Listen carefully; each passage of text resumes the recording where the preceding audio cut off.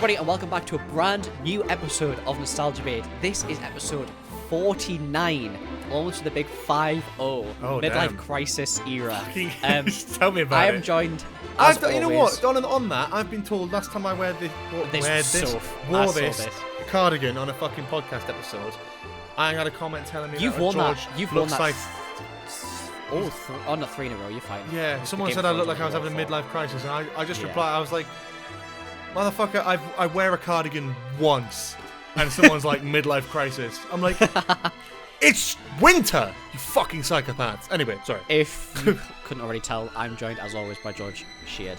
Hello. And we are back for part 2 of our Marvel Phase 3 ranking. God, and I'm already knackered. What's going to happen next? That's crazy. So we will be talking about our top 5. Maybe it'll cross over with some we teased and mentioned last episode. But it should be good crack. Maybe there'll be some hot takes we don't know. Maybe. It should be good crack. That's the important thing, though. It should be good crack. But yeah, without further ado, let's talk about it. Yeah. We're at number 4 now, I think, aren't we? Yeah. What was your number 4? What was your number 5?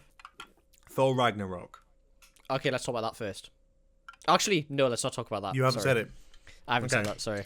No, my number. Do you want to go for your number 4, or may go for? Go for it, man. You go for it. My number 4 is the Black Panther. I don't know about the impression, though. I don't know if that's something we should be doing. I don't think that's. That's how they fucking say it in the movie. Yes. Are you Wakandan?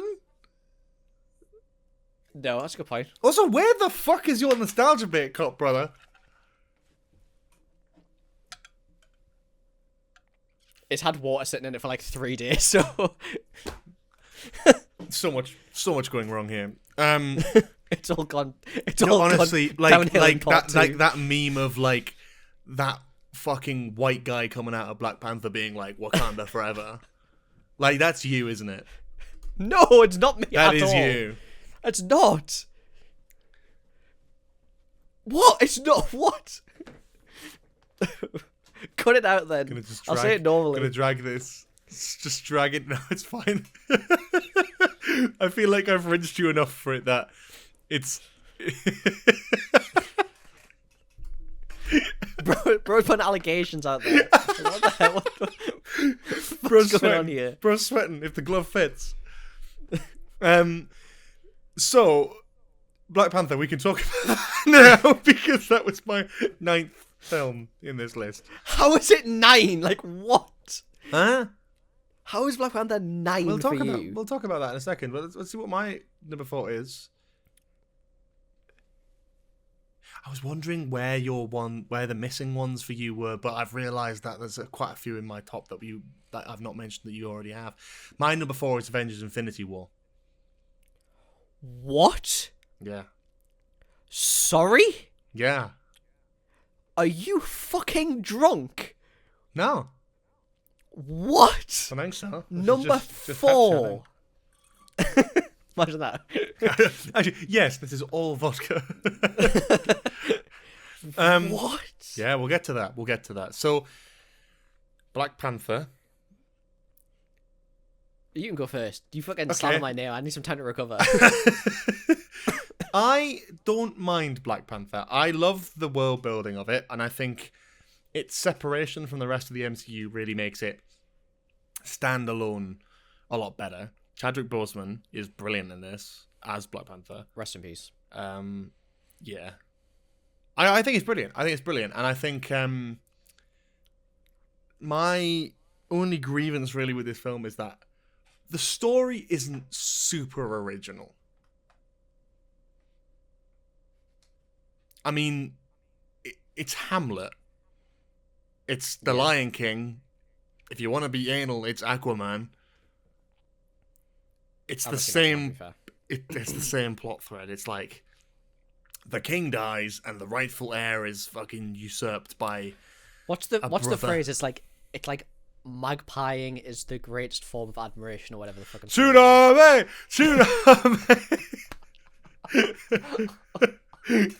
Oh, I walked straight into that one. not letting the magpie go unacknowledged. Sorry, yes, it is. It's the same structure. It's like, yeah, the dad, the king dies, and the rightful heir to the throne gets usurped by their brother or something like that, or like an illegitimate birth or whatever. And it's about the rightful heir being exiled and then coming back to take the throne at the end of the film to much, glorious affair. It's The Lion King, it's Aquaman, it's Hamlet. It's the same structure, effectively. Yeah, different, but it's what I mean is it's not the most original film in terms of plot structure I've seen. And then I like the characters, but then when it comes to the fight scenes, I can't really praise that because they look like fucking hog shit. Do you think? Yes, bro. The fight on the fucking waterfall's amazing. Well, that looks good because it was actually fucking shot, as opposed to the one on the fucking underground railway where the lighting is fucking ass and everyone looks like a PS2 character. Yeah, it looks shit for a film which is kind of nearing the peak of the MCU. That's not. This was in the peak. This film came up. This is the film before Infinity War. Yeah, this is the peak MCU. Yeah, and it need not look like that. But it wasn't just the CGI. It was the camera movement. Everything about that felt unnatural. There was just a sort of lack of professional filmmaking in that sequence, that fight sequence. And I think it took away from what was a really strong emotional core for this film. Personally. My turn? Yeah, go for it. I think, I understand your argument that it's not an original concept, but I think if you knock a film too hard because it's not an original concept, I don't. It's just why I'm like, it doesn't stand out to me that much. I understand if there'd been another movie in the MCU that had the same plot line or something like that. I can understand why, but it's just I think you introduce I think having Wakanda as this hidden civilization works so well. It's such a clever way to introduce this whole completely new place that technically should have been you're getting origins for Vibranium, which Vibranium's literally been in it since chronologically the first Marvel movie. It's amazing. Yeah, 100%. The origins of the Black Panther, having the Black Panther be something that's passed down, having this this world building behind it, having this own kind of lore behind it, basically, of the passing down, having this the tributes and the flowers and stuff. Also, Killmonger is one of the best villains in any Marvel movie. Yeah, great 1000%. He's unbelievable. He's Ultron Thanos. I think he's Ultron Thanos level. Maybe not. I wouldn't go that far, but he's good. Really? I would put him on. But I wouldn't go Thanos level. And I also wouldn't put Ultron on the same level as Thanos, to be honest. Put Ultron on. I wouldn't put them on the same. Thanos is well above, but I'd put them, they're up there for me. I always say the greatest villains are the ones that you can relate to, and I think Killmonger's a relatable villain, and I think Ultron's also a relatable villain. I'm not that I'm a fucking AI robot, but it's surprise. 48, 49 episodes into the show, and I'm like, oh shit, you don't exist. But yeah, Black Panther was for me groundbreaking when it came out, because again a superhero I'd never heard of when I first saw it. Yeah, never heard of Black Panther. Same. Yeah, I really do like it. Again, I'll drive that point home that I love. Basically, I like the 10 of the 11 films on this list, and this is number 9 because I do like it, but I don't like it as much as Doctor Strange, Civil War, Guardians Volume 2, Ragnarok, Infinity War, etc. I think this is a great film, but I have my preferences, and this just wasn't one that... again, it's not one I watched at the time. It's one I went back and watched years later. So again, there is that. I saw Aquaman before I saw this. This is villainous behavior. It's not. It's just I was just a DC guy. I put my faith in the wrong place. That's all it is. Yeah. I wasn't. I respect you sticking to your guns. I respect you. You know what it is. It's but I didn't watch Aquaman when it came out. I just had seen Aquaman before I'd seen Black Panther. It's not very good. Funnily enough, it's not a very good film. But crazy. But it's again, it's the story thing. Is I like it. I like a lot of what Black Panther does. Don't get me wrong, I genuinely do. I think a lot of it, the world building, the characters, the story, I think it's brilliant. But it's not one that I think about and go, oh yeah, I need to rewatch that again at some point. And I think that's the point you get to with Marvel. And I think this is what the point where I'm at with Marvel is that there's so many fucking films at this point. It's like, well, how do I know when I'm going to revisit one? You know, for me, rewatchability is a key part of a good film. And there are a few films I will revisit in the MCU, but it's starting to get to the point where you need to really be picking out the best ones, and there's a lot of context needed for it. So it's like I couldn't just randomly like flick on to like a film in the middle. Like I couldn't randomly flick onto like Loki season 2, maybe. You know what I mean? Like, have you still not watched Loki season 2? Nah. Honestly, like Loki season 2 is a fucking diamond in the rough, and like that is coming from someone who has watched most of modern Marvel. Like it is an absolute diamond in the rough. Like it is phenomenal. I just don't trust that. I just don't.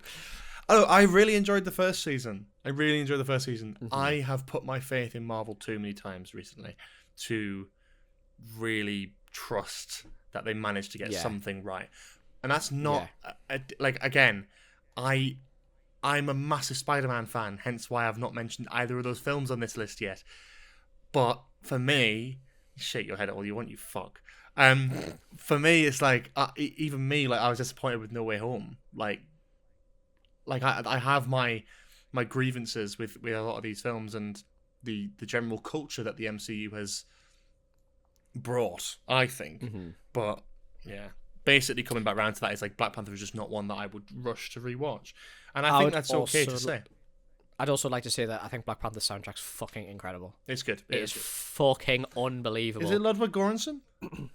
Yes, but I'm also like the actual music soundtracks for it are like the songs, The Weeknd. Like there's many. Like Kendrick has a song in it. Yeah. I'm pretty sure it's Ludwig. He definitely did the second one. I think he did the first one as well. Yeah. So this is very much our different backgrounds, isn't it? You love your actual like music, and I'm like, oh, is it Ludwig Göransson? Yeah, well, it's like it's similar like to Guardians of the Galaxy. Like I love one of the reasons I love Guardians of the Galaxy is because I love the soundtrack for it. Yeah. And it's similar to the Black Panther.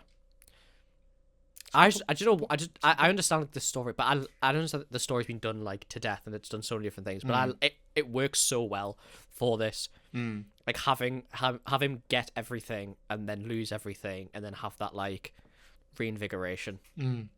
Yeah. Again, that's I love it, but it has been done before, and I think like also like how the fuck do you top The Lion King?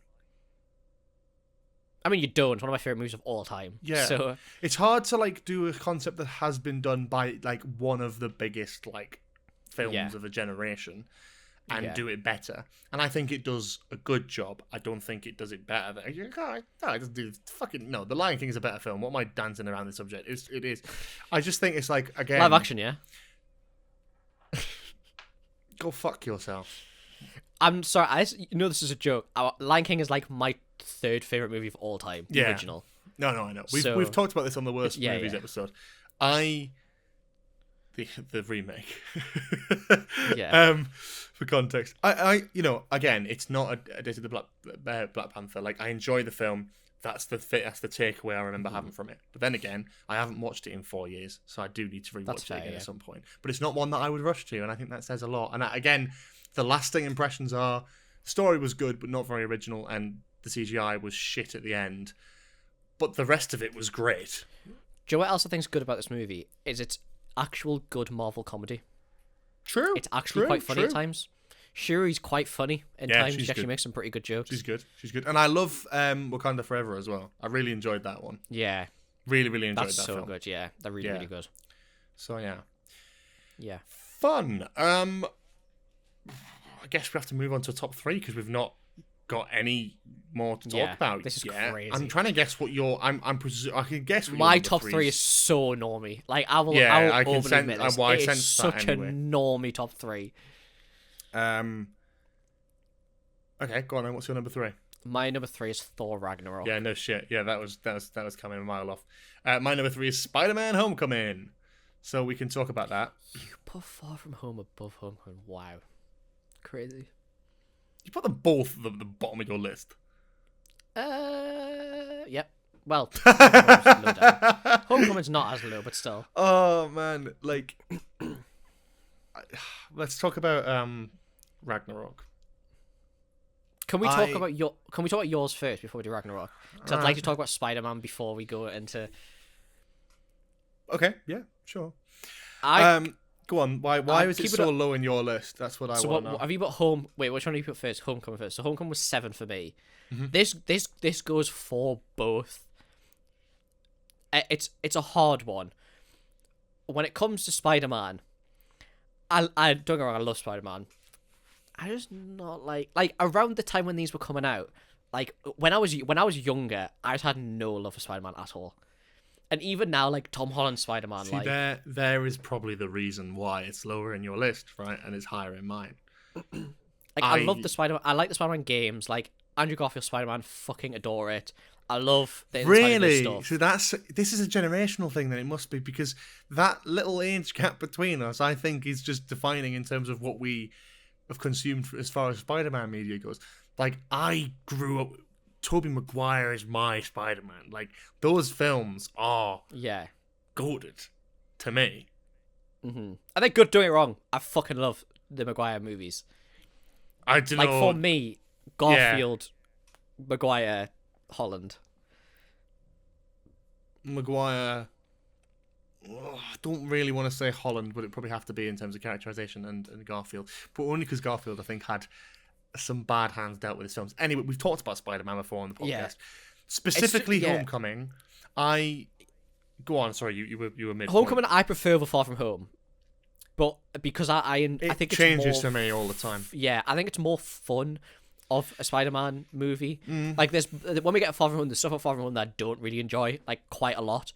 And I think it's close to an origin movie for Spider-Man without being it's close enough of being an origin movie, but without the actual open by fucking radioactive Spider-Man. It's a different take on an origin movie for Spider-Man. One thing that puts Far From Home above Homecoming is for because me, it's not an origin movie. No. Oh. It's because Far From Home is plagued with, and all the Spider-Man films in the MCU are plagued with this, but the connectivity to the MCU. Oh, really? I hate the fact that Tony Stark is such an important part in it, and he's constantly trying to be like Tony Stark. That should not be the Spider-Man stuff. That's the one thing that I think in Far From Home is like, okay, the MCU-ification thing is Nick Fury.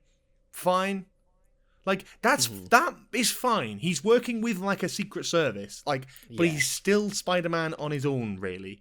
Mm-hmm. Whereas in this, I mean, I don't know. It's like the characterization. These are the things I don't like, right? I don't like that he doesn't really make his own suit.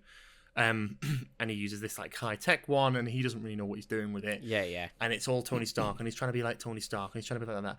However, that does lean into the fact that you can do this without doing Uncle Ben dying again, and you can just kind of go, well, okay, Tony Stark's his mentor. Should have to relive the fucking trauma every fucking Thank time. God. But it's like everyone knows the story. It's as old as fucking time, and I think, like, you can just say that's happened, that's happened. But I like that Tony Stark in this is his mentor, and I like that the ending comes full circle of the idea of, like, if you're nothing without the suit, then you shouldn't have it. And he does go back to his old suit to have that sort of origin, and he's able to do all this and save the day in his old suit because he is Spider-Man. He doesn't need the bells and whistles. That's what I like here, right? And that's what I'm excited for going forward. Like, well, I'll probably fuck it up, no doubt, but I think, like, that's my problem with the MCU Spider-Man is that high-tech approach. And I think there's Tony Stark's shadow oversees a lot of this. And I think Homecoming, I love a lot of it. With Far From Home, I love a lot of it. The things that I don't like about it are the MCU stuff dragging it down. But I think that Homecoming, let's just talk about that, because we'll talk about Far From Home in a minute. It's just because they're so close together on my list, and obviously they're two very similar films in a trilogy. It's hard to not talk about that. Far From Home, sorry, Homecoming, fuck's sake. Homecoming is goated for me because of Michael Keaton. And there is one scene, you know which scene it is, there is one scene that makes this film, I think, stand up as, like, top of Phase 3.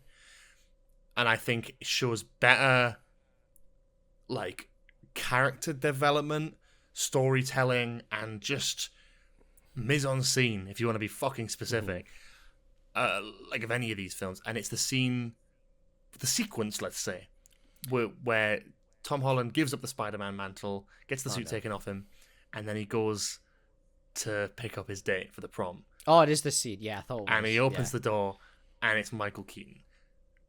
And I remember being in the audience and being like, that is one of the best executed twists, I think, in a Marvel film, full stop. Hands down. If you think about it, I think that they do not allude to it at all. They don't draw a connect. They give you all the information you need for it to be a good twist, and it's a great twist. Yeah. And then you follow it with this scene where they're in the car and the traffic lights, and you see, oh my god, it's so good. Like you can see Michael Keaton piecing it together in real time, of like going like, oh, but like, oh, you work for Tony Stark. Like, oh, you met Spider-Man. Interesting. Oh, he's a nice guy. Yeah. Like, well, is this when he's in the Tom Holland's in the back of the car? Yes. And it's in the wing mirror. And yet there's a bit where it's very well shot. Where he's like, his daughter was saved by Spider-Man, but he still hates him, and it's like, he's like, well, it's such a shame what happened in Washington. Like, good job, your good old friend Spider-Man was there. And it just looks in the mirror, and I think you notice that flip when he realizes that he's Spider-Man. Yeah. Watch that scene again and tell me that it doesn't deserve to be at the top end of this list. That alone, in terms of like cinematography, storytelling, performance, directing, fucking writing, everything, I think is brilliant. And I think that being the crux of the turning point of the film, where he knows he has to put the suit back on and he has to do the right thing. Fucking perfect storytelling, and love this film. It's great. It puts Spider-Man on the ground a little bit, and I don't love that. I love seeing Spider-Man swinging between buildings and saving the day in New York City. Not a single film in this fucking trilogy decides to do that, but that's fine. And I don't mind it for this film. I mind it by the time we get to No Way Home, but I don't mind it here. That's my thoughts. I don't know if you want to combat any of that. I don't know. It's just like, I just have no passion for this. Like, the thing is, like, so I have like Spider-Man and Batman for me have always been the two that I love, and I will always have a soft spot for. So it's hard as well with that. I think now, because we've had so much, like, I like don't get me wrong, the Spider-Man universe, like the actual like extended universe of Spider-Man, is one of my favorites. Like, but I think we've had so much of other Spider-Men now that I almost prefer, like, I prefer the alternate Spider-Man. Like, I feel like I'm just kind of sick of the same Peter Parker story, and like, and I think I'm excited for the next era of Spider-Man, whatever they decide to do, but I'm hoping that it's fucking street level, because if it's not, then fuck this. There's rumors that it won't be, and I worry about that. But it's hard because I like the multiverse Spider-Man stuff. But I don't. But I like the multiverse Spider-Man stuff because I like Miles Morales. I like that's good. Like, I like the Ben Reilly stuff. Like, there are so many other Spider-Men that I prefer with, and this shouldn't. I know it shouldn't hinder the film. It shouldn't, and that's the thing. I think it does in a way. But I think I think it does, because it's like, you've had it so many times now. I don't try to fucking sit up and put my foot up. Like, it's just, I think having better Peter Parker Spider-Man movies, in my opinion, kind of hinders these ones, because I would rather watch any of those ones, but then at the same time, like, I would rather learn and watch about the alternate Spider-Man stories. I would argue Homecoming and Far From Home are up there for me. I'd argue that they're up there as some of the best Spider-Man films. Far From Home, I know is a contentious one. I've never understood why people don't like it, and I'm happy to let you explain that to me when we get to it. But I think, like, Homecoming especially, I think, is up there with Spider-Man 1, Spider-Man 2 from Maguire. Andrew Garfield, maybe Amazing Spider-Man 1, I don't know. But I think it has the right heart. I think it has the right character. And I know a lot of people find Tom Holland a little bit too MCU-ified and a little bit annoying. But I think he's really good for the role when he's at his best.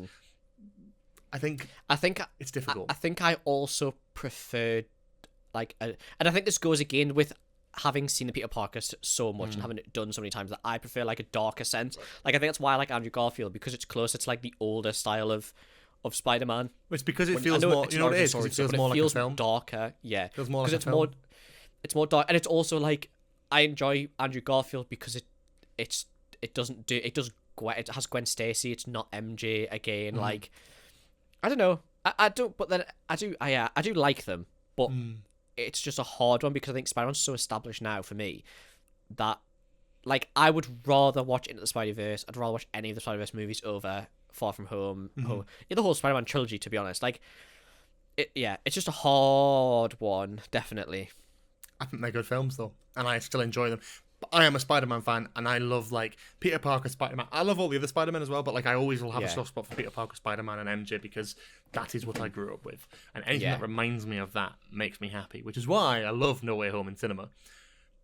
We'll get to that in the future. Maybe it's because I just didn't grow up. Maybe it's because I just didn't really enjoy Spider-Man. Like, I mean, we're talking about, like, as a kid, like, it was... Yeah. Like, I had my grandma reading, like a little, like, movie tie-in, like, tiny little kid Spider-Man book with, like, Doc Ock and Spider-Man and that. I had, like, I had 2, like, Doc Ock, like, arm grabber things, like, rubbish picker-uppers things. Yeah, I never as a had kid, that. like, I had Spider-Man toys, I had Spider-Man bedsheets on, pajamas, like, I was obsessed as a kid. Spider-Man was, like, my first, like, big film session as a kid. Before Star Wars, before Doctor Who, it was Spider-Man. Spider-Man 2, specifically, like, Doc Ock and Spider-Man. It just...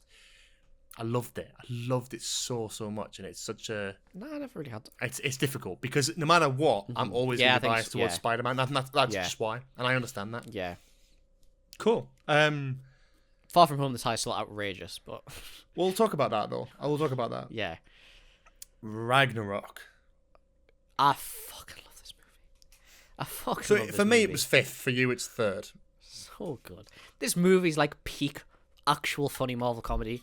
Like, this is Taika Waititi actually doing well. Like, we have to remember, like, this film was fucking groundbreaking when it came out. It's funny as fuck, and I think it's generally the funniest Marvel movie still to this day, right? Hela, phenomenal villain. Fucking phenomenal villain.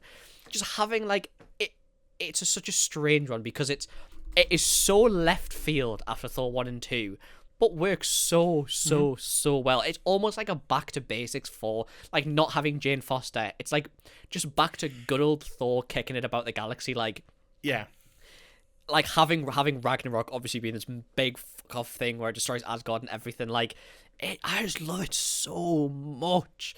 And again, Hela is one of those villains that I would put up there with, like, she's like a top 5 villain easily. Like, again, like a relatable villain. I don't know. I always and it's one of those movies that over time, there's a part of me that thinks, is it over? It's one of those that it's a bit like when we talk about Friends. I was like, you leave it a little and you're like, maybe it is overrated, and then you go back and watch it and you're like, nah, it's not. I was like, it actually is really good. That's fair.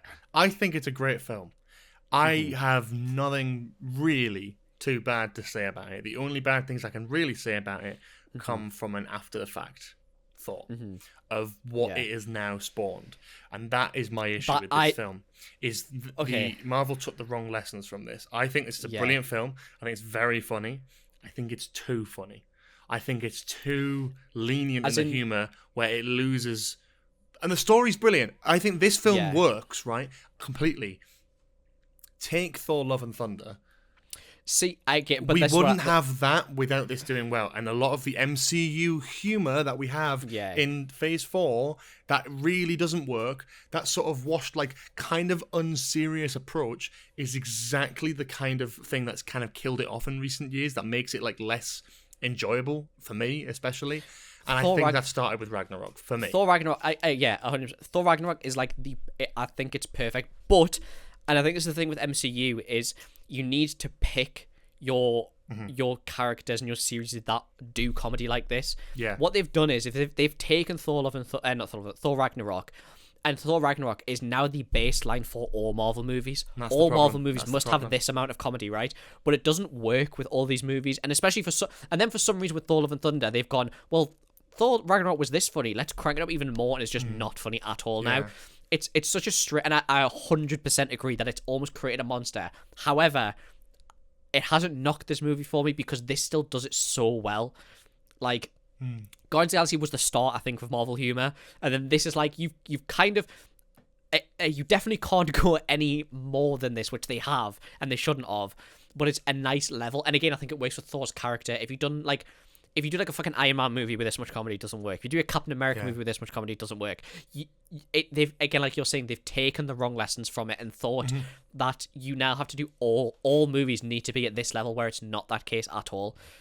It's a good like film. Thor: Love and Thunder. Thor: Love and Thunder could have been another Thor Ragnarok, I think. It could have been, but even it's even not. it shows that even Taika Waititi himself has taken the wrong lessons from it. Yeah. I don't think that's a good film, and I don't think any of the cast thought it was a good film. I think they had so much potential. Yeah, I think Chris Hemsworth stepping away from the MCU after it tells you a lot, and I think it's very telling.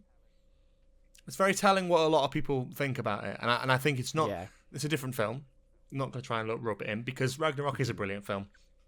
It is a really effective in this as well. Effective film. Thor isn't my favourite character, but I love the way they include Hulk here, the way they include Thor. Yeah. The way it ties into Infinity War Endgame, I think, is perfect. I think it serves a purpose, and the purpose is to bridge that gap because these two characters weren't in the Civil War. So what were these fuckers up to? Where were they? What were they doing? And how can we bring them back into the universe for Infinity War?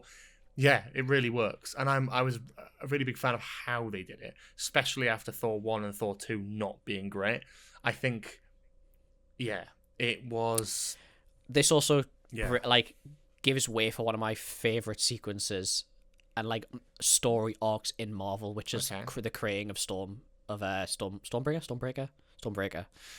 Yeah, destroying the hammer and stuff like that. This is what I mean. This is what I mean. Is like they really pushed Thor in an interesting direction, only to bring back the fucking hammer in the next Thor film. See, my issue isn't them bringing back the hammer. I honestly think Jane Foster's an amazing choice to do in Thor 4. It was just so horrifically executed. Like, I'm not being funny, right? Jane Foster and Gore the God Butcher is I think, genuinely is a great direction for Thor. Like amazing, right? It's just executed so horrifically. It's not well executed at all. It's terrible. And I think it shows the Taika Waititi it was almost like lightning in a bottle. Like, it worked once. Yeah. And everyone was so excited to see what he'd do next, and it just didn't work. It's so, like, this Thor Ragnarok as well has, like, it has humor. It has, like it is a sad movie as well. Like, it has deaths. It has, like, the destruction of Asgard. Like, and again, it sets up for, like, an amazing thing of New Asgard. But it's those things like, you remember Valkyrie's introduction. You remember the destruction of Asgard, but you remember it with Korg dropping a fucking one-liner in the middle of it, and it's like, when you go back and rewatch it now, some of those moments don't hit as hard because of that humor, which I now associate with shit. I now watch it and I'm like, oh, shut the fuck up.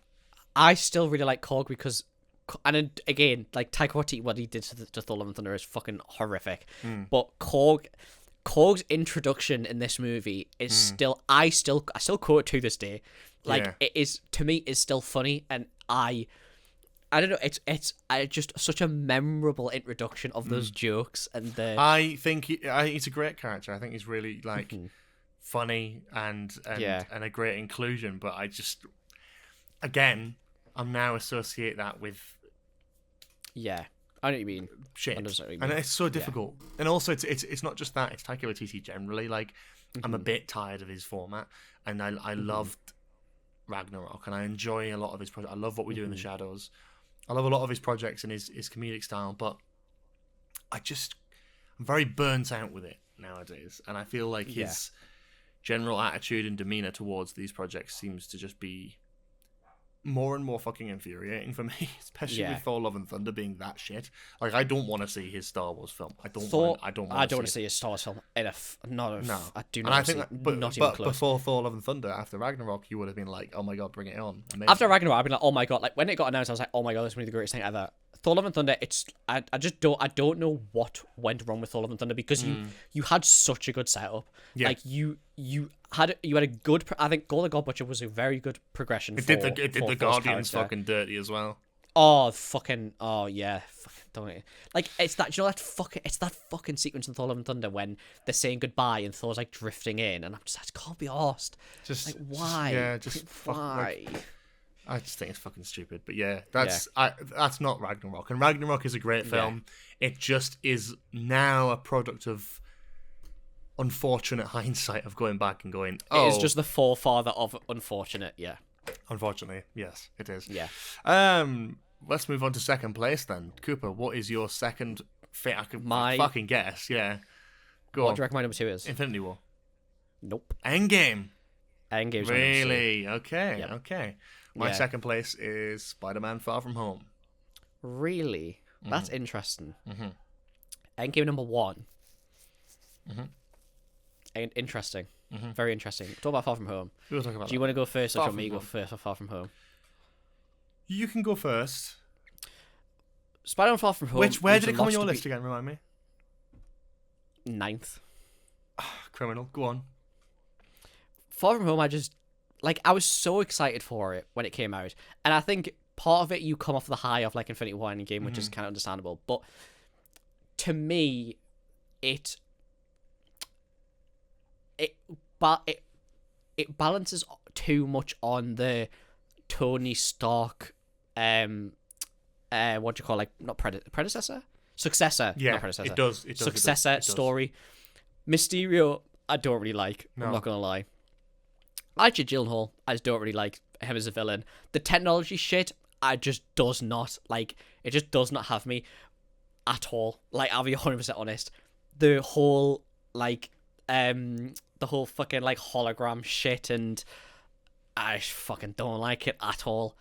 Like, the traveling around Europe shit, like, and it just constantly happening. I just can't be fucked for it, I'm gonna be honest.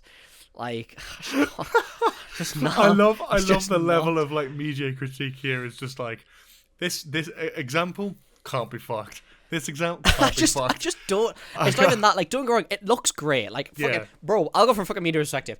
Fucking looks great. The fucking actual CG for the technology stuff is phenomenal. Like, that whole sequence with the Spidey sense stuff, amazing. All the fucking movements, twists, amazing. As a Spider-Man movie, it's good. I don't. It just doesn't have me like other Marvel movies do. Like, I just can't. I don't know. It's just one of those things with Spider-Man where I just don't enjoy this. And I know it's more, you could argue it's more ground level than fucking, it is more ground level than fucking No Way Home and all that kind of shit. But to me, it's just, I don't know, I just can't, and I know Mysterio is such a villain for Spider-Man, but I don't know what I don't like that it banks so much on Tony Stark, and I know the first movie does as well. And I'm with you on that. And it's one of my issues. And it's one of my. It's an issue I have with the first movie as well. Is the whole thing banks too much on Tony Stark, and with this, it doesn't feel. I don't want to say it doesn't feel like a natural progression, but it just hones too much on this. Like, the whole thing of him standing there next, like. I understand it's going to be a massive thing. Like, it's a huge father figure, all that kind of stuff. But the whole thing of, like, the, like, stealing the technology and all this kind of stuff, like, I just don't enjoy it at all. And this whole, like, I think it also plays on the fact that I'm not a big fan of it leading straight into No Way Home as well, which I think kind of plays a part in this as well. Yeah. It's just a weird one, because with the whole trilogy, I don't know what order I'd put them in, if that makes sense. With Far From Home, I agree with a lot of stuff you said, actually, funnily enough. I actually do agree with a lot of that. But there are some significant things which I don't, and I think that is where the hinge is. I love Mysterio. I love Jake Gyllenhaal as Mysterio, and I love what they did with Mysterio in this film to make him work within the context of the MCU and just the real fucking world. Mysterio is a great villain who has never been in a big Spider-Man film before, so I was very excited to see how they would do it. It's one that I remember seeing in cartoons and video games as a kid, but never actually seen on screen, and how they do it, and I really like it. I think making him like, oh, I'm from a different universe and all that sort of thing, his whole thing is like, it's not about magic, it's about deceiving, it's about like an illusion of what's actually happening versus what isn't happening, and I think the whole thing being a ploy to get those glasses off him, to get that technology in his hands, I think makes a lot of sense. Because if people knew about that was left for their Spider-Man, for Peter Parker, then they would be after that. And I think it makes sense to create a villain who is just after it for selfish reasons, who then becomes a Spider-Man villain because he crosses paths with Spider-Man. It's the same thing with the Vulture in the first film. The Vulture didn't start off like against Spider-Man, but has weaved into that. And you know, the funny thing is, as I'm saying this, I'm slowly realizing the one flaw that I don't like about these films, and that is basically that what works about the original Spider-Man films and why they're so good is that all the villains are connected to Peter Parker's lives as well as Spider-Man's lives. whereas all of these villains, Vulture, Mysterio, are connected to Tony Stark's life and come into Spider-Man's. That's the difference. And I think it's so hard. Like, no matter what you do, and this goes for future Spider-Man movies as well, I don't think you will ever top, like, the Green Goblin, Doc Ock kind of arc. Will never, Never. You'll never, ever be able to top that. My light is just... there is no fucking universe where you're ever going to... The thing is, you can't watch a new Spider-Man film and compare to the old ones because naturally it won't work. One, nostalgia is an issue there, but also, how the fuck are you going to top fucking Willem Dafoe as Green Goblin and Alfred Molina as Doc Ock? I think they could do a really good Doc Ock. You can't do Green Goblin. Why do you do Doc Ock? I would always said no until I played the Spider-Man game, and I was like, that's actually a really good interpretation of Doc Ock. Yep. Green Goblin, I'm yet to see anything come close to Willem Dafoe's performance. The split personality thing, the talking to himself in the mirror, the just general evil fucking demeanor of Willem Dafoe. Yeah. I love that man.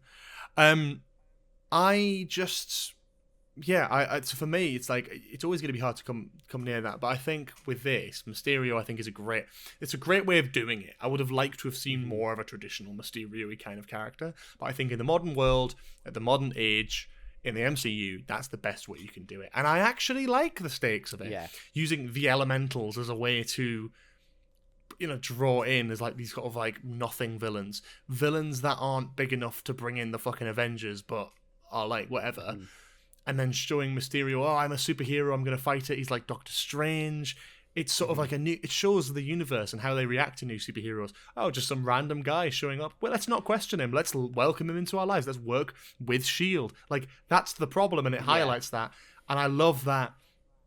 I love the ending. I love the bouncing between different places. I think it feels unique because we're jumping in different places in Europe. We're going to various different cities with different backdrops that you never see Spider-Man fight within.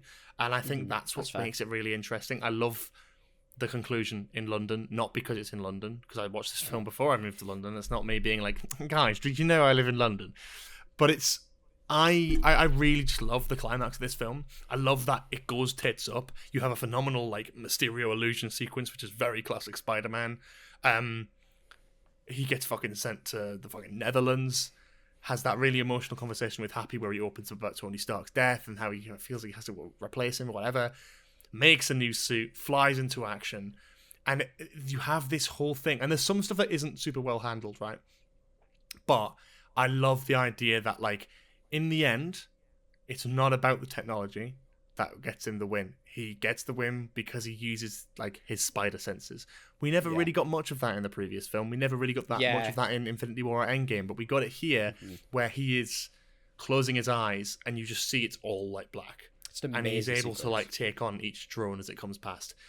It's illusion after illusion after illusion. I think this is a great way to do Mysterio. And I genuinely think it's a shame that they couldn't find a way to bring him into No Way Home, because I feel like Mysterio's presence would have really helped that Sinister Six vibe, I think. And I feel like, although it would have been, they're doing it 2 films in a row, I think it could have been cool to have something more of a sequence with him.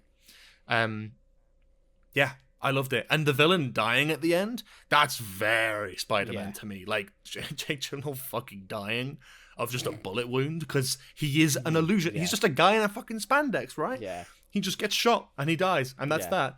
I have to say, that's how it should be. Mysterio's suit is sick in the MCU. Like, I don't know, but because it's so traditional, like it's such a good adaptation from the comics. Yeah, I think it looks great. Yeah. I think it looks really, really great, and I think the way they play on like expectations and characters in that universe, it's great. I'll never forgive them for making like random ass side characters canonically be like the Chameleon.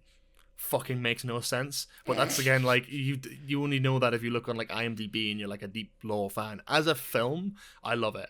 Maybe I need to rewatch it and maybe it'll not stand up, but I get so much joy from this because I feel like he becomes Spider-Man more in this film than he does in Homecoming. For me, this is the origin. It's a late bloomer origin, but it's an origin. Like he fights for his own in Homecoming. But the Spider-Man we see at the end of Homecoming could not be the one that we see with, like, in No Way Home, right? Far From Home, I think, is where he really stands on his own 2 feet. He he gets knocked down and he gets back up again and he fights for it and he really becomes Spider-Man. And again, that final film, we see him mix with other Spider-Man, fight their, villains and come to terms with loss and his own thing. And I think that's just great because you get to see effectively that this trilogy is one long origin story for this Spider-Man, which makes sense within the context of the MCU. I don't know. I like Far From Home. It's far from perfect, if you will, but I think it's a great Spider-Man film, and I love it. Fair enough. Very nice. Fun. We can't talk about any more yet, so that perfectly we can talk about our first place, which I believe then we can both talk about the two remaining films, which has just worked perfectly.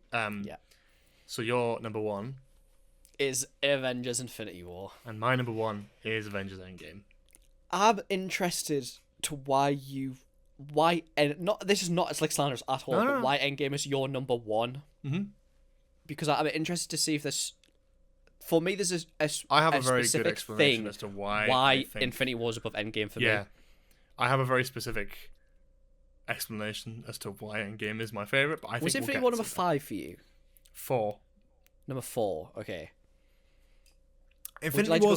Can you go first for Endgame? Because I'm interested. Okay, yeah, sure. Yeah. We'll go in a weird order, but that's fine. Yeah. Oh, no, we can do it. No, let's do it. Yeah, we can do Infinity War first. I can explain it if you're interested to know that, because I feel like it's best not keeping that a fucking mysterious secret. Do them both. Just both in fucking back to back. We'll just talk about them. Yeah. Pop off, King. With Endgame, the reason I think it's better than Infinity War, or at least I appreciate it as a piece of fucking cinema more, is because it is genuinely the cinematic achievement. Infinity War is great, but Infinity War is probably a better film, actually. But I think from the context of everything around it, it is the setup to this. And Endgame, if Endgame was fucking ass, it would have been the stinker of a generation. But this was actually fucking good. Endgame was fucking good. It was fucking serious. It was a bit depressing. You had fucking time travel in there. It was very, self-referential, going back in time to various points in the MCU. So you were able to have almost like a bit of like a anniversary special kind of vibe with it. Trip down memory lane kind of thing. You said goodbye to some iconic characters, and then you have the biggest, enormous battle sequence at the end, which is just, I think, highlights everything. Not to mention, Captain America picking up the hammer. There's so many amazing moments in this film which are generational. Yeah. Now, Infinity War was amazing because that's what we had for 2 years, and we loved it for 2 years. But Endgame is the shit. Like, Endgame for me is the achievement, because you got to that point. It was like 26 films in the making or something, and you got to that point and you actually delivered. It actually paid off. It actually fucking somehow worked, and I think because of that, it's my number one. But the only reason Infinity War is not second and is in fact fourth is genuinely I've just seen it too many times, and I just don't enjoy it as much anymore because I just know every fucking scene. Yeah, I even know like I just even remember like the fucking like kebab advert in the chip shop window from like the opening scene when Wanda and Vision are like scrolling through Edinburgh, but it's actually filmed in Durham. Like, I've seen it too many times. It's not the best in terms of that, but Do you know? So to me, it's like they are the pair. Like, I genuinely could not put them apart. Like, 1 and 2 is like they basically might as well be joint one. The reason why Infinity War slightly surpasses Endgame, and it's a shame because it's not Endgame couldn't have done this at all. Like, it's actually storyline impossible. It's Infinity War ends on a loss, and to me, that still holds so much weight for me because I don't know what going into Infinity War and Endgame, I fucking forgot that it was a 2-part movie, right? So I was sitting at the end of Infinity War when they lost, and I was like, oh my god, I was like, what the fuck? Like, how? Like completely perplexed, seeing it in cinema for the first time, like, kind of not seeing it I kind of skipped all the trailers and everything like that. Like, it was the shit. And it's brought that everything kind of thing together where perfectly. It was a really well balanced story. Like the way they were able to bounce between characters and then bring everything together in Infinity War was probably the highlight of it. I think it was so well crafted that like you just can't imagine how they got it right. How did you manage to bring the Guardians and Hulk and Thor, Iron Man and like Captain America? How did you manage to create a good sequel to Civil War whilst all this intergalactic shit's going on? I think they did an amazing job with it, really. Yeah, and to me, the thing that just passes out, and again, it's like Endgame couldn't have ended on a loss. Like, it's not a thing, but I think the ending of Infinity War, still to this day holds so much weight, not just in the MCU, but in a lot of different things. It's like it's almost. I think it's almost like kind of like a Red Wedding situation where it's like, are they going to do like, I know, but you know what I mean? Like, are they going to do like an Infinity War? Like, are the good guys going to end up losing in this? And we've spoken about it so many times, and it's something that the MCU is struggling with at the moment, is because it feels like they don't have the balls to do the Infinity War and have the good guys lose. And I also don't think they can. I think it, and I also think it's something you couldn't recreate, because I think if you this again boils down to what's it called, Secret Wars and Avengers Doomsday, is if the Avengers lose at the end of Avengers Doomsday, you can't capture the magic because it's predictable. I truly think that Infinity War still catches you off guard, if that makes sense. It's part 1 and part 2 Avengers film again. Yeah. It's going to be a massive event piece of fiction, and I'm very excited to see what they do. I don't know if they can ever find a good way to end that's the thing. I don't think you can ever capture. I don't think you can capture the feeling that people had, or especially that I had. I'll tell you what it is, though, because of Infinity War, when Infinity War and Endgame was the end for a lot of people. Yeah, I know a lot of people who got up to that point and have never watched any MCU project since, because for them that's the jumping off point. That's the point where they go, okay, that's the good place to end it. Like, you had like 20 odd films where you build up those characters to get to that point. By the time we get to Avengers Doomsday, is it called, and Secret Wars, I think I called Secret. I don't know. I think it might be Doomsday or something like that. By the time we get to that point, it's like, have we had much build up? We had a trilogy of Thor films, a trilogy of Iron Man films, a trilogy of Captain America films. We've had one Shang-Chi film. We've had one Captain America film. We've had one like there's a lot of characters, yes, but we don't care about them enough, and I think that's the problem. We cared about these people, and half of them fucking died, and it honestly felt like that could actually be that. The only one that caught me off guard was, well, we know Spider-Man's coming back because he's got a film. Yeah, it was that kind of thing, wasn't it? Where it was like it is like a generational thing. Like you remember, like I remember all the time leading up to Endgame, and again, like Infinity War and Endgame, I could not put them. That's why they are so close, because Endgame again is such like, it's cinema. It's actually cinema history. Like Endgame is actually like every single fucker was talking about and Avengers Endgame, and I've said this so many times when I got Endgame spoiled for me the day I was going to see it. And again, I will that's the thing, I will never ever ever forget that. I'm still mad about it to this day. Same. Yeah, I guess that's fair enough.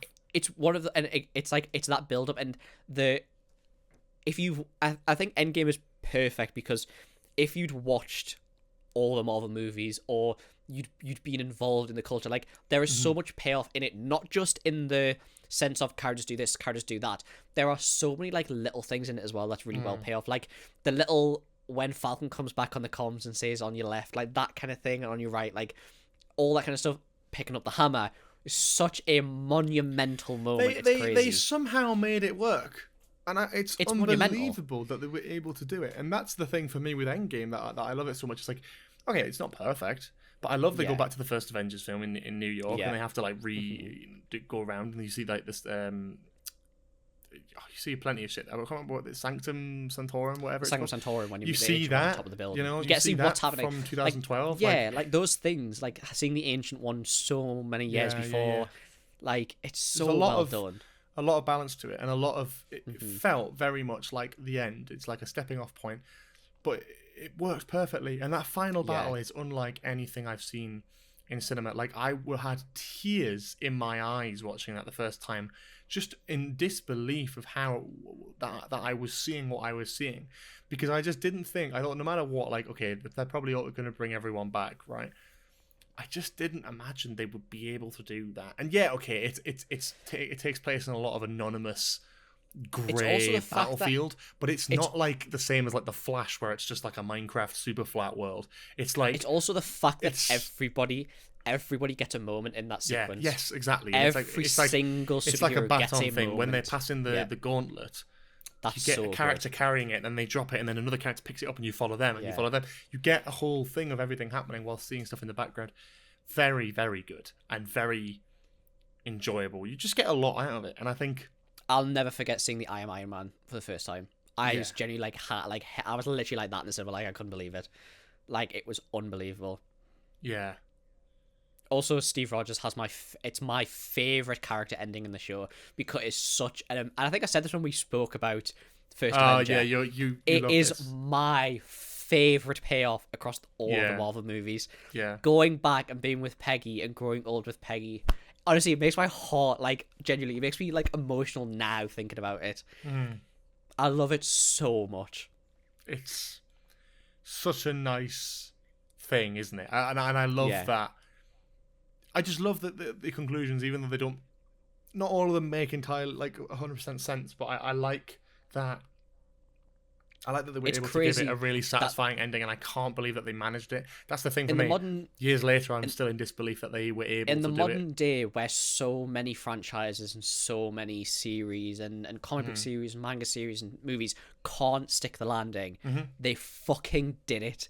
That's the thing. They fucking did it seamlessly. Not genuinely. many things. And I know it has able its to stick the bumps, landing. has its turbulence, has its bumps, but it fucking stuck the landing. And again, it's that thing where if you stopped watching there, I genuinely don't think you couldn't leave the MCU there disappointed. Like it is perfect to step off the bus. Yeah. Some of us got handcuffed to the railings after that movie, but that's besides the point. Yeah. Yeah. And I think the problem is it's a blessing and a curse for the MCU. It's probably the biggest cinematic achievement in recent history. Yet they can't recreate it, and they're trying so hard. I think the only thing that could probably come near it is the DCU. I think because it's completely different and it's like a different studio and it's different. I think the DC has the opportunity because it's fresh. I think it has the opportunity to have that cinematic Marvel. It's new. Yeah. I just don't know what they do of that. Yeah. Secret Wars, like Doomsday, they're getting hammed down with the multiverse stuff. We've seen that Hugh Jackman might be getting signed on for more Wolverine films. You're going to do this. Chris Evans is going to come back again. You know, Robert Downey Jr. is coming back to play fucking Doctor Doom. There is so much here where it's like, this is now the future of this brand. This is what they want to do with it. And it is just going to be those popcorn moments where you go, oh my god, I can't believe I'm seeing this. Like, I guarantee Secret Wars is going to have some sort of scene with Hugh Jackman's Wolverine and Tobey Maguire's Spider-Man at some point where they, I don't know, look at each other and shake hands, and there's like a little wink and nudge to the camera going like, hey, you remember back in 2002 when you all wanted to see this happen on the big screen? Now it's finally happening in 2027.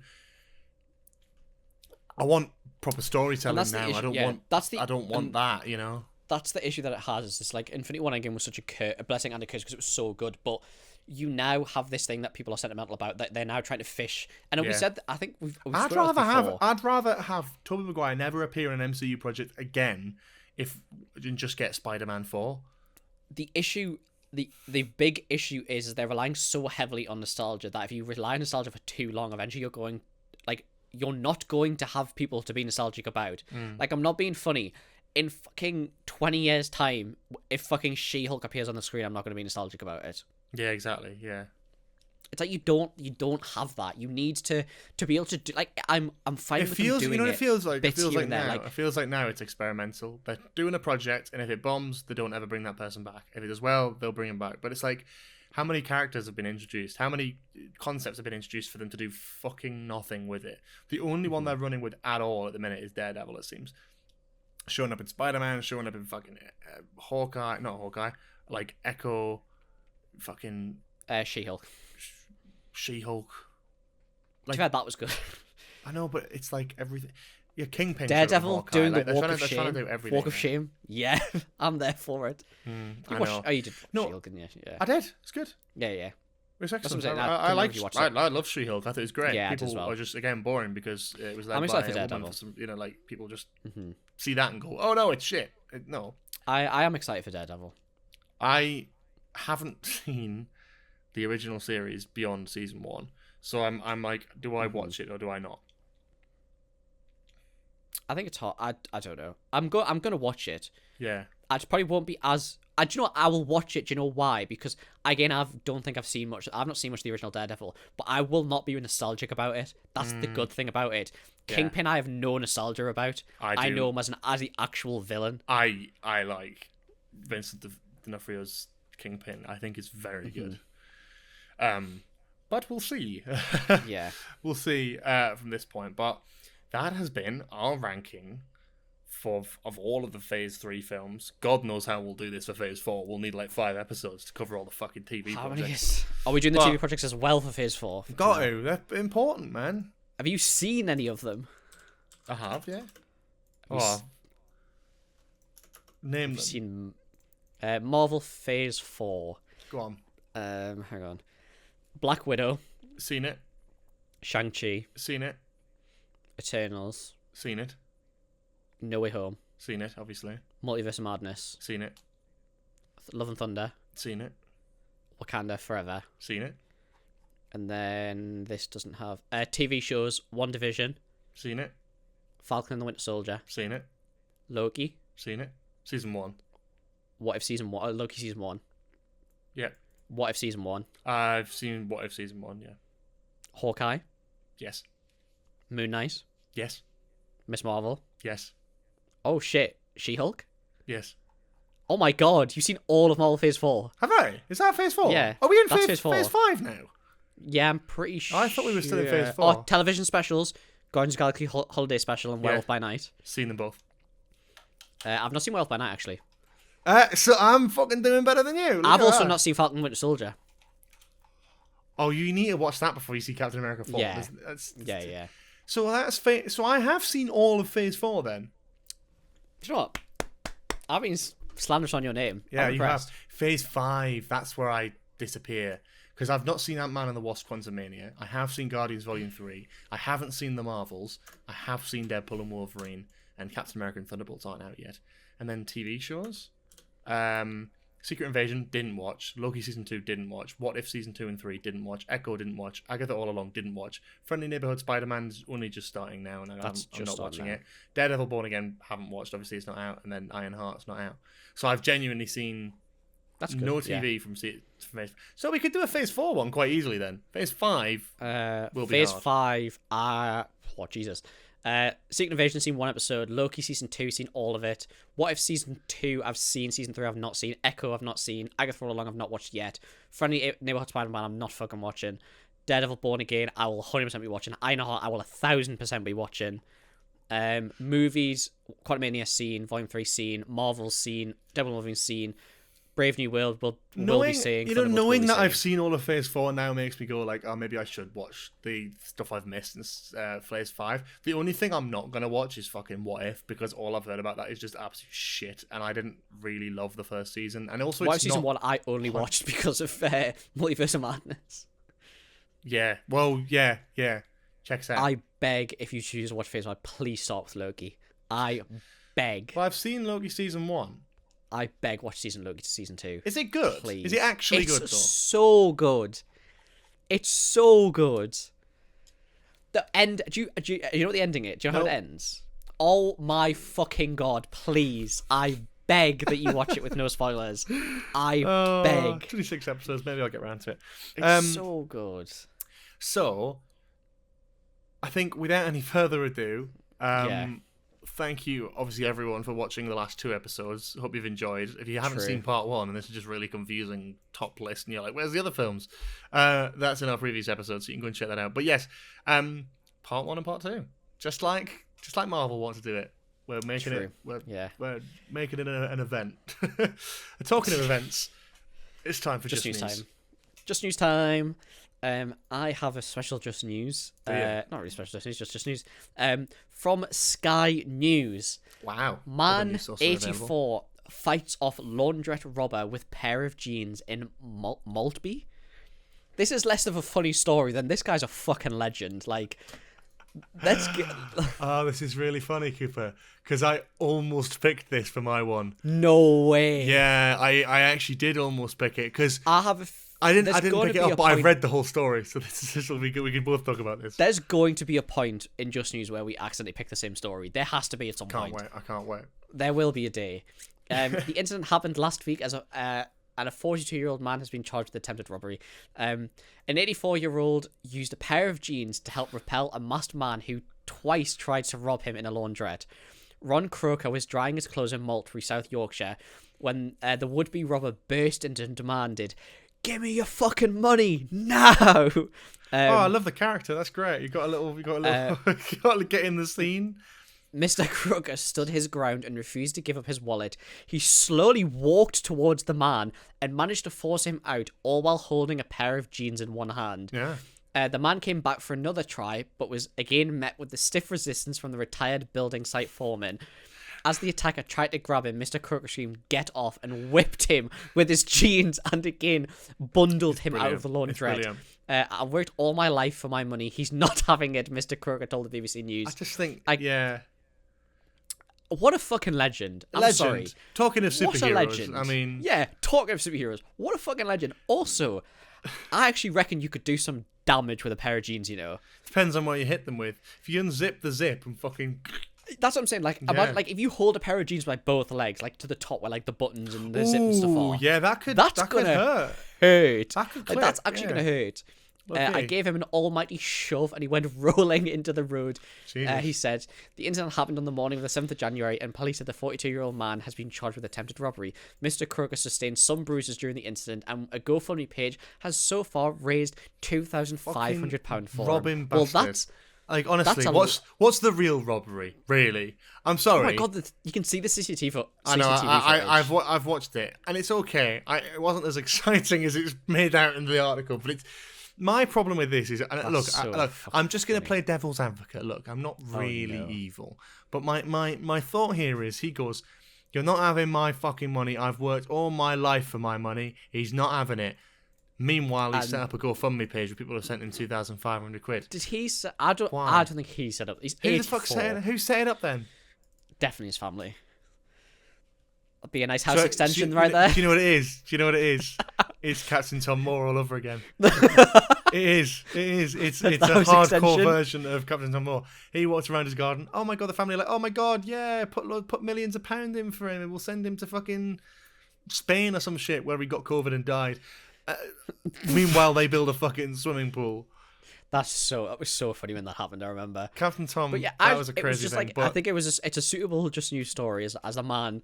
And I just think it was more the fact that I was going to ask the question of how much damage do you reckon you could do with a pair of jeans. Like, I honestly reckon I could hurt a man with a pair of jeans. Yeah, honestly. Like I have like work jeans as well, so they're like quite a thick material. Weird flex. So but yeah, no, I think like you could. I almost think lighter jeans would be better though. Well, so you can get more of like lighter jeans, like heavy button, because you can swing it more and hit harder. Yeah, that's true. Yeah, like Indiana Jones style. Oh yeah. Now we're talking. Oh, yeah. Now we're talking. I hate Nazis. Elon Musk, I'm coming for you with a pair of trousers, mate.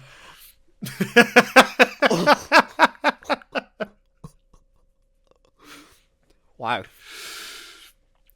I know that bombshell. See that one coming, did you? I'm gonna steer this boat into the harbour before this gets political. Not Pearl Harbor. Thank you so much for watching this episode of Nostalgia Bait.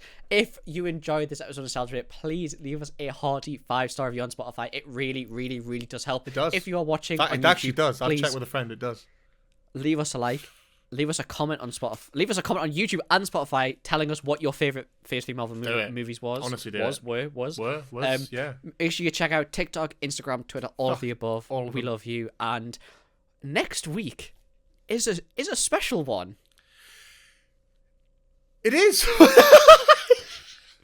Wow. I just was like, is it? Wow. Yes.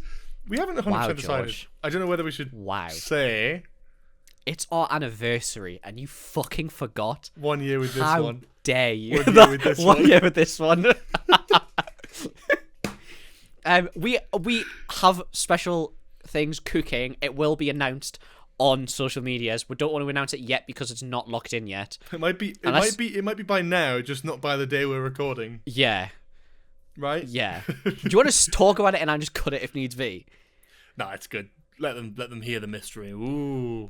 I'm hoping we're going to do something special. It probably we're going will to do be what we're planning. But so, the Thursday that this comes out is the 1 year anniversary of the trailer, I believe.